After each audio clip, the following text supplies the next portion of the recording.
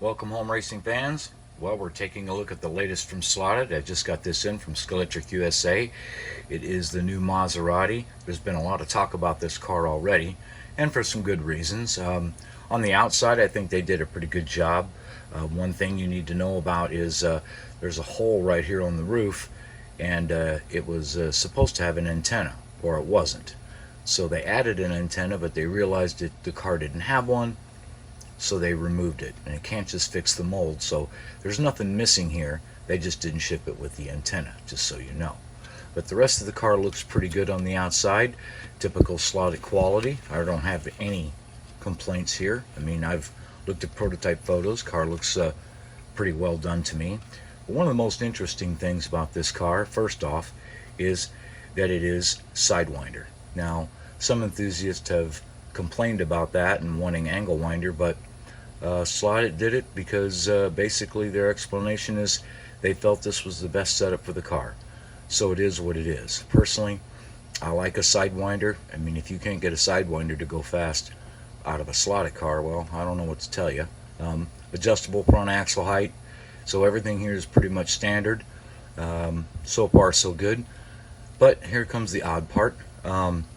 This car is shipped with plastic wheels, and not only that, but they're not a very tight fit. You can just pop these right off pretty easily.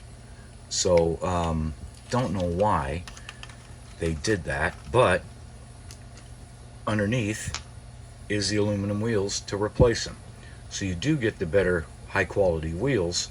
I just don't know why we would even bother to put these on the car, but you know, those decisions are beyond me. But anyway, we're going to take a look inside real quick and give it a road test. But you know, so far so good. We'll see how this thing scoots.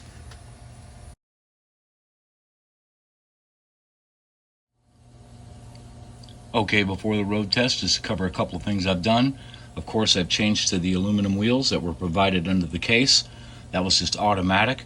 Then I added some quick slick silicones, CB58F.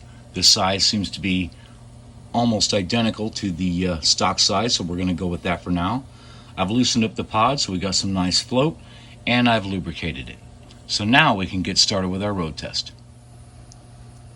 Well, before I can do the road test, I put the body on the chassis, and I noticed that we have some rubbing. So the tire is rubbing against the inside of the headlight bezel there, which for those that want to put headlights in this car, which it probably needs, you're going to have fun because there is zero room. So you can sand these tires down the O-rings, or you can check the flash molding on the headlight lenses there, and that's what I'm going to do. So I'm going to take the body back off. I'm going to clear that out, find out where the contact is going on, and then we'll get our road test. Okay, hopefully you can see this clearly.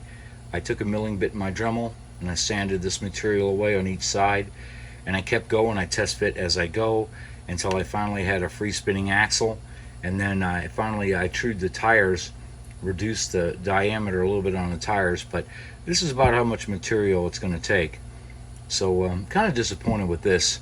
This should have been tested. As far as the light kit goes, with the tire here, you don't have a lot of room, so you're going to have to be very creative to get some headlights in here, but I'm not going to bother with that. But all I really wanted was a free turning axle. So that's what it took. Now that I got this sanded, now we'll button it back up and we'll get a good road test.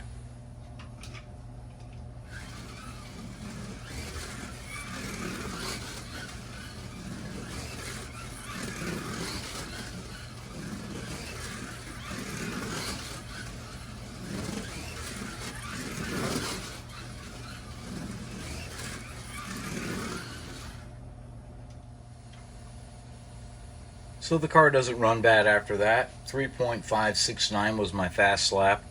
That's not mind-blowing, but it has potential. But as I test this car, I find other things here and there. And one thing I want to show you with my car is the alignment here. So you notice how far back the rear wheel is against the wheel well, and the front looks like it hit something. Whereas on the other side, it looks pretty good. Now, I've looked at the mount holes here. They are already oval shaped. I've opened them up a little bit more to try to move this body around to get the alignment right. I haven't really put my finger on it yet.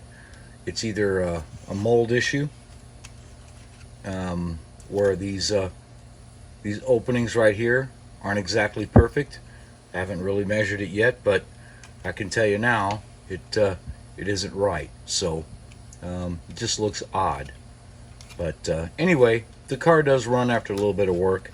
At the end of the day, I don't know. I'm half and half here. I'm a big Slot.it fan. I love their products, but this car seems kind of, I don't know, half-baked in a way. The whole antenna thing with the hole, you know, and the plastic wheels, and then putting the aluminum wheels underneath. It seems like some people at quality control are asleep at the wheel. That should have never happened. If that's the way the car was supposed to be, then it never should have had that. Somebody said, okay, go ahead and do it. So we've got some QC things going on they need to fix, and this company is touted for great quality. I'm one of them.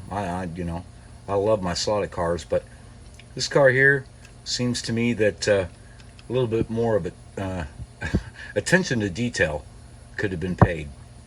So it's a nice car. If you really like a Maserati, you're a GT fan, then you know you're going to want to pick up this car. I would say in the hands of an advanced enthusiast, you'll have no problems. You'll sort it out, and you'll get it running like a rocket. So as far as a beginner is concerned, you know, there's better cars out there, I can tell you that. But I'm not saying not buying it. It's a good car if you like the Maserati. But anyway, between the front end issues and a few other things here in this alignment thing, you know, like I said, I'm going to give it 50-50. And as always, I'll just leave it up to you.